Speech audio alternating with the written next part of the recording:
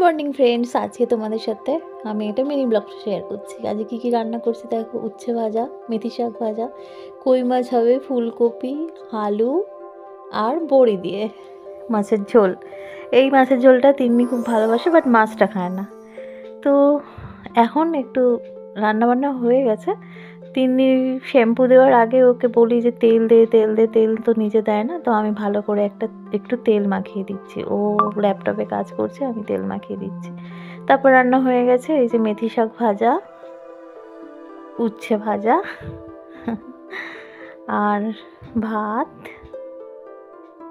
এই যে ভাত আর হচ্ছে ফুলকপি, আলু, ডালের বড়ি দিয়ে কই মাছের একটা ঝোল। আজকের মিনি ব্লগটা এইটুকুই। কেমন লাগলো অবশ্যই জানিও। টাটা।